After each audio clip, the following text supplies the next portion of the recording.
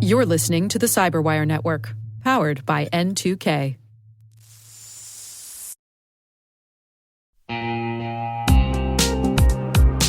Risk and compliance shouldn't slow your business down. Hyperproof helps you automate controls, integrate real-time risk workflows, and build a centralized system of trust so your teams can focus on growth, not spreadsheets. From faster audits to stronger stakeholder confidence, Hyperproof gives you the business advantage of smarter compliance. Visit www.hyperproof.io to see how leading teams are transforming their GRC programs.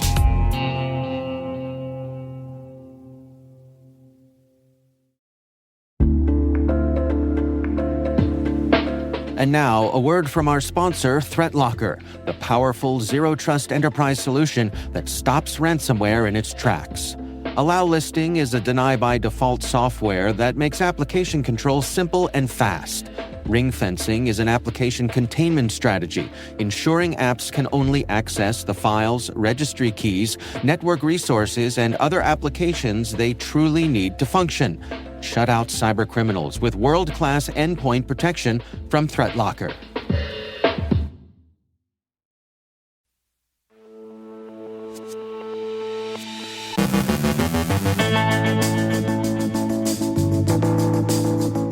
CISA says cooperation between federal agencies and the private sector remains steady. Long-standing Linux kernel vulnerability in active ransomware campaigns confirmed. A Chinese-linked group targets diplomatic organizations in Hungary, Belgium, and other European nations. A government contractor breach exposes data of over 10 million Americans. Luxury fashion brands fall victim to impersonation scams. Phishing shifts from email to LinkedIn. Advocacy groups urge the FTC to block Meta from using chatbot interactions to target ads. A man pleads guilty to selling 0 days to the Russians. Emily Austin, principal security researcher at Census, discusses why nation-state attackers continue targeting critical infrastructure. And when M&S went offline, shoppers hit next.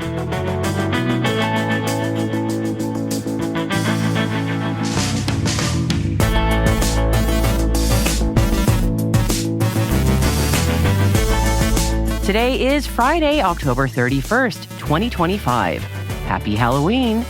I'm Maria Varmazes, host of T-Minus Space Daily here on the N2K CyberWire Network, filling in today for Dave Bittner.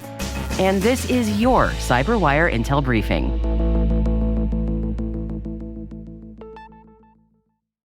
Thanks for joining me today, everyone. Let's get into it. First up, despite the recent expiration of the 2015 Cybersecurity Information Sharing Act, according to Nick Anderson of the Cybersecurity and Infrastructure Security Agency, aka CISA, cooperation between federal agencies and the private sector on cyber threat data sharing remains steady. Anderson credited the sustained collaboration to CISA's strong reputation and established long-term partnerships, but emphasized that the lapsed authority is core and critical to managing national cyber risk. Lawmakers are seeking a 10-year renewal, though efforts have been repeatedly stalled in the Senate amid the ongoing U.S. government shutdown. National Cyber Director Sean Cairncross also called the statute vital, urging swift reauthorization to preserve the trust and information exchange that underpins U.S. cybersecurity. Elsewhere, CISA and the NSA, joined by cyber agencies in Australia and Canada, released new guidance to help organizations secure Microsoft Exchange servers from attack. The advisory urges IT administrators to harden authentication, limit administrative access, enforce strong encryption, and adopt zero-trust principles. It strongly recommends decommissioning outdated or hybrid Exchange servers after migrating to Microsoft 365, warning that unsupported systems pose major breach risks. The agencies outlined over a dozen key steps, including enabling multi-factor authentication, keeping servers patched, using Kerberos instead of NTLM, enforcing transport layer security, and applying role-based access controls. This guidance follows CISA's August emergency directive requiring federal agencies to rapidly address a critical Exchange vulnerability. CISA has also confirmed that a high-severity Linux kernel flaw is now being exploited in ransomware attacks, and the vulnerability is a use-after-free bug in the netfilter nftables component, and it allows attackers to gain root-level privileges. It affects major Linux distributions, including Debian, Ubuntu, Fedora, and Red Hat. This escalation flaw enables system takeover, lateral movement, and data theft once root access is achieved. Organizations that are unable to patch are urged to block nftables, restrict user namespaces, or load the Linux kernel runtime guard module. Arctic Wolf Labs has uncovered an active cyber espionage campaign by Chinese-linked group UNC 6384, targeting diplomatic organizations in Hungary, Belgium, and other European nations in September and October 2025. The operation exploits a Windows shortcut vulnerability that was disclosed earlier this year, combined with convincing phishing lures themed around European Commission and NATO events. The multi-stage attack delivers plug-X remote access malware via DLL sideloading of legitimate Canon printer utilities. Researchers say that the campaign shows rapid adoption of newly disclosed flaws, advanced social engineering aligned with diplomatic calendars, and expansion beyond UNC 6384's usual Southeast Asia focus. Arctic Wolf attributes the campaign with high confidence based on tooling, tactics, and infrastructure overlaps with prior operations. Government contractor Conduent has disclosed that a January cyber attack exposed personal data belonging to more than 10 million people across multiple U.S. states. The breach investigation found that attackers had access to Conduent's systems from October 21st to January 13th, stealing files that are tied to its government service contracts. Impacted states include Texas, Washington, South Carolina, and others, with compromised data such as Social Security numbers and health information. The SafePay ransomware gang claimed responsibility, saying that it stole 8.5 terabytes of data. Conduent says no stolen data has surfaced publicly, systems have been restored, and law enforcement is investigating. That said, the company provides technology services for Medicaid, child support, and EBT programs, serving about 100 million U.S. residents. Researchers at Pre-Crime Labs, which is part of B4AI, uncovered a surge in malicious domains impersonating luxury fashion brands ahead of the 2025 holiday season. Between mid-August and late September, they identified 1,330 domains, with over 1,200 mimicking 23 major brands. These fraudulent sites exploit brand prestige to lure customers into scams and phishing attacks, causing both financial and reputational harm. Coordinated domain registrations, recurring email operators, and exploitation of current events suggest an organized criminal network preparing large-scale fraud campaigns.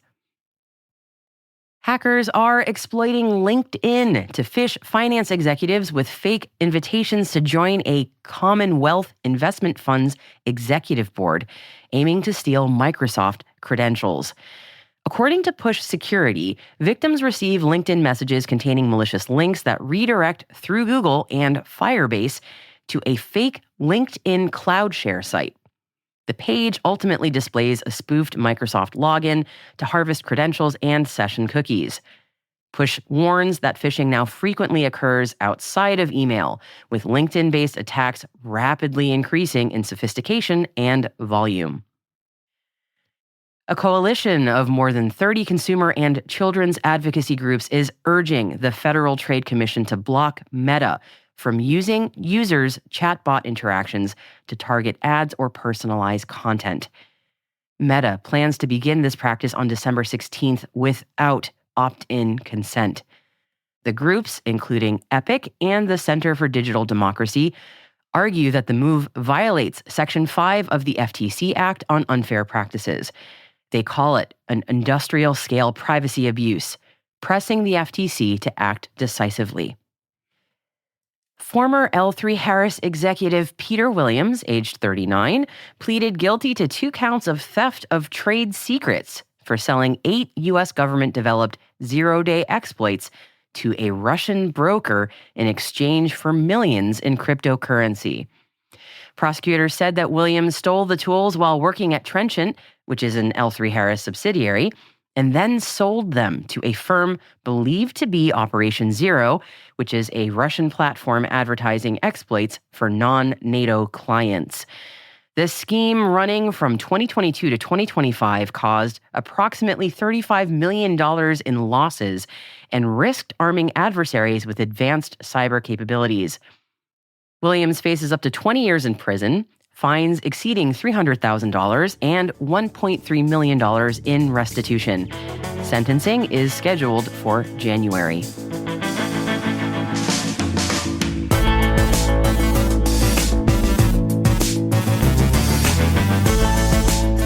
And stick around after the break when Dave Bittner is joined by Emily Austin, Principal Security Researcher at Census, as they discuss why nation-state attackers continue targeting critical infrastructure.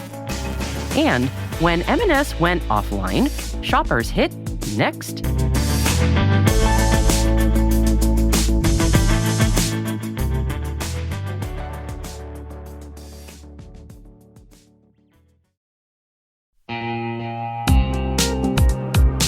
At Thales, they know cybersecurity can be tough and you can't protect everything.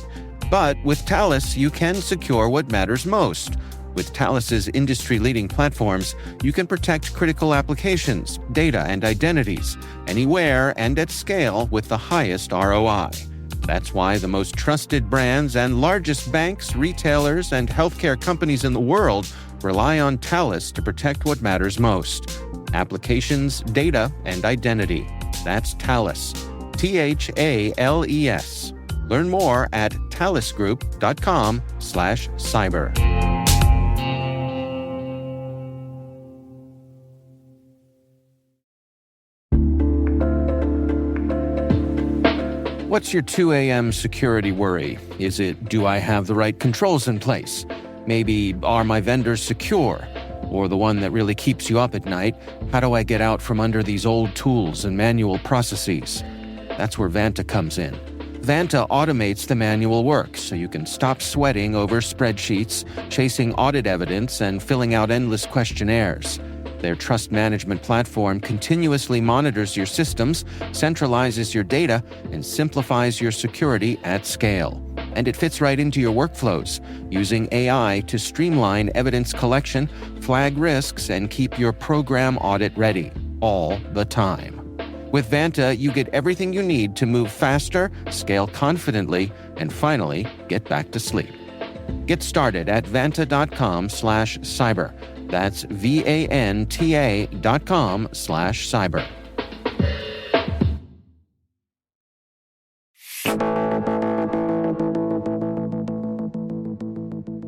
Dave Bittner recently sat down with Emily Austin, Principal Security Researcher at Census, as they discuss why nation-state attackers continue targeting critical infrastructure. Here's their conversation. The biggest summary statement I could give around this is that, critical infrastructure it's still exposed on the internet. This is not a new problem. This is a problem the security community has been talking about for years. But unfortunately, they're still interesting and enticing targets for nation-state actors, for hacktivists, you name it. They're quite enticing as far as that goes. Well, let's dig into some of the details of the research you and your colleagues have done here recently. You were looking at things going on with Iranian devices? Yeah, so devices that were actually being targeted by Iran in the past. So over the summer, there was this uptick in kinetic activity in that region. And the U.S. Department of Homeland Security actually issued an advisory in June warning against a heightened threat environment in the U.S. And then a few days later, CISA came out with an alert as well, telling critical infrastructure operators in the U.S. to stay vigilant for targeted activity by Iranian threat actors. And at Census, for the last, I'd say, 2 years or so, we've really focused in different ways on understanding the industrial control systems exposure landscape. And one of the questions that I had was, well, okay, we know that Iranian threat actors have gone after particular types of critical infrastructure before. What do we see in terms of things that we know that they've targeted before or been interested in before?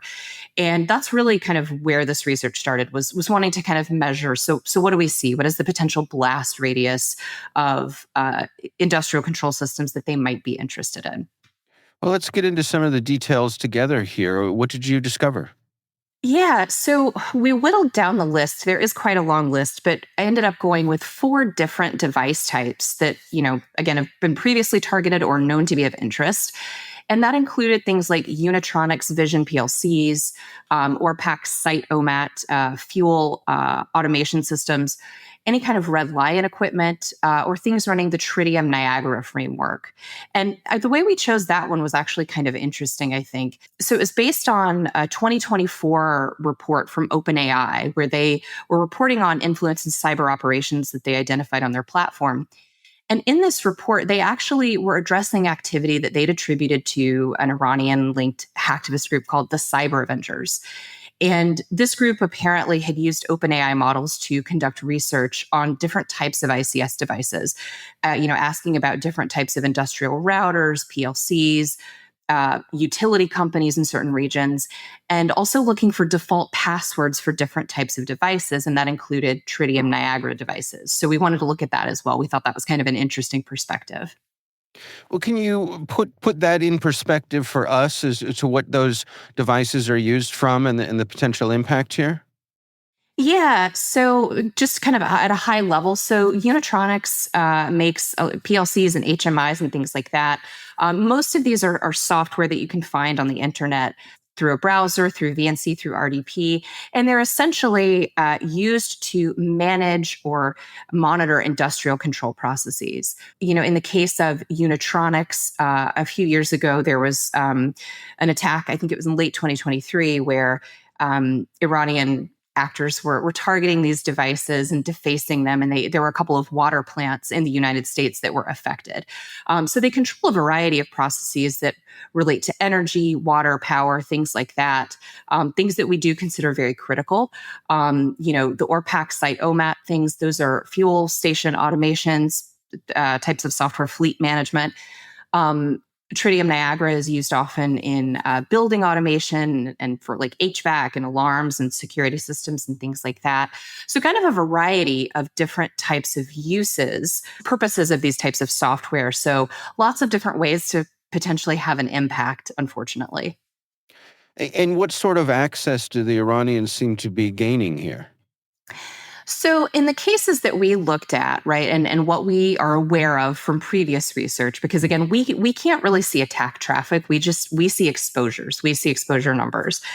But from what we've seen, a lot of these things are access through default credentials.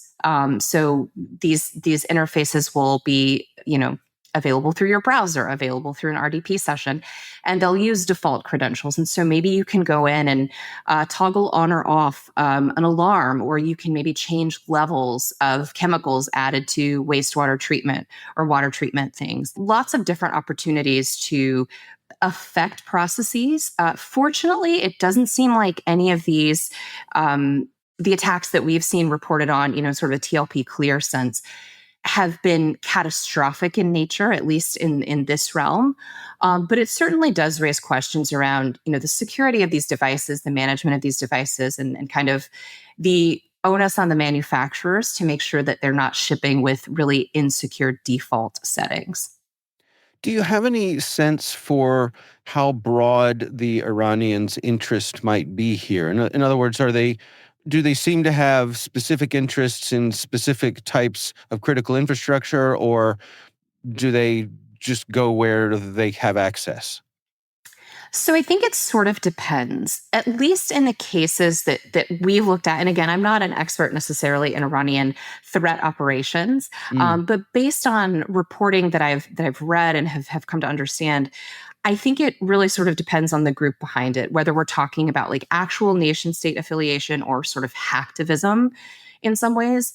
And so I think that starts to be where things diverge a little bit. Whereas, the hacktivist groups will want to deface things. They'll want to say, look at us, here's what we're doing, down with this country, down with this government, down with these people. Whereas an actual nation state might be more motivated to be a little more stealthy, a little bit more quiet, and potentially a little more disruptive. Well, based on the information you've gathered here, what are your recommendations then for organizations to best protect themselves? Yeah, so I think this is boring, and I feel like anytime that someone's asked about this, it's the same thing. It's, these systems really shouldn't be exposed directly to the internet. This is just not a good practice. So if you are a critical infrastructure operator, regardless of your sector, try not to put these things online. Put them behind a VPN, put them behind a firewall, use some kind of protection so that they aren't just sitting out on the internet. But I also think there's a burden on the manufacturers as well that I don't think we talk about quite as much, because at least 2 of the 4 systems that we studied in this particular research shipped or used to ship with default credentials. Which is just, it's 2025. Like we can't do that anymore. We never should have done it, but we really can't do it now. And I will say one of the manufacturers, Unitronics, who used to ship with default credentials, they actually, after that 2023 campaign I mentioned with their HMIs being defaced, about a month later, they actually pushed a patch that removed the default admin username and password. So there's effort, but I think we need to see it maybe a little bit more widespread from these manufacturers. That was Dave Bittner sitting down with Emily Austin from Census, discussing why nation-state attackers continue targeting critical infrastructure.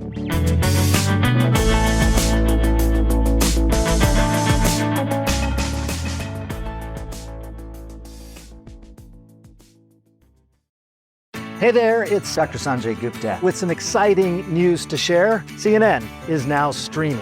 That means you can read, watch, and stream everything in one subscription. You can watch news live 24/7.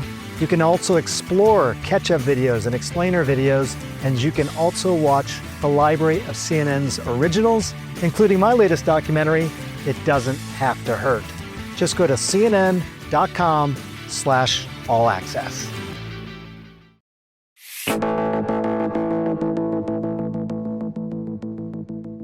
And finally, British retailer Next has discovered that one company's cyber misfortune can be another's sales strategy.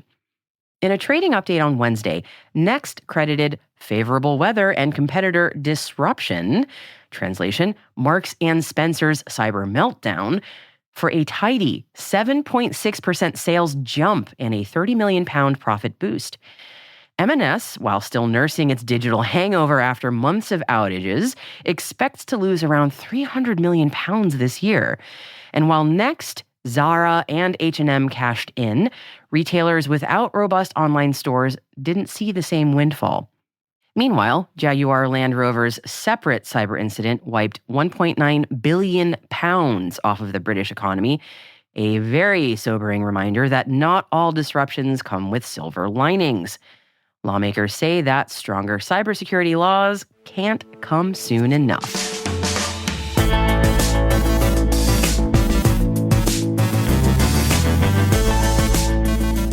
And that's the CyberWire. For links to all of today's stories, check out our daily briefing at thecyberwire.com. And be sure to join us for a new Research Saturday, where Dave Bittner sits down with Dario Pasquini, principal researcher at RSAC, discussing the team's work on when AI ops becomes AI oops, subverting LLM-driven IT operations via telemetry manipulation. And that is Research Saturday, folks. Definitely check it out. And that's the CyberWire Daily, brought to you by N2K CyberWire. We'd love to know what you think of our podcast. Your feedback ensures we deliver the insights that keep you a step ahead in the rapidly changing world of cybersecurity. If you like this show, please share a rating and review in your podcast app. Please also fill out the survey in the show notes or send an email to cyberwire@n2k.com. N2K's senior producer is Alice Carruth. Our producer is Liz Stokes. We are mixed by Elliot Peltzman and Trey Hester, with original music by Elliot Peltzman. Our executive producer is Jennifer Iben. Peter Kilpie is our publisher. And I'm Maria Varmazis, in for host Dave Bittner. thank you for listening. Have a lovely weekend.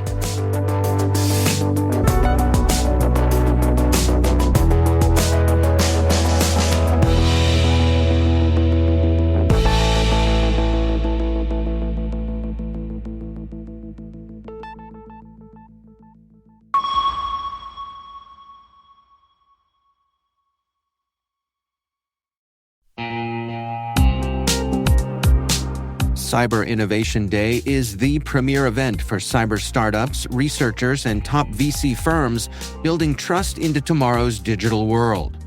Kick off the day with unfiltered insights and panels on securing tomorrow's technology. In the afternoon, the 8th annual Data Tribe Challenge takes center stage as elite startups pitch for exposure, acceleration, and funding. The Innovation Expo runs all day, connecting founders, investors, and researchers around breakthroughs in cybersecurity. It all happens November 4th in Washington, D.C. Discover the startups building the future of cyber. Learn more at cid.datatribe.com.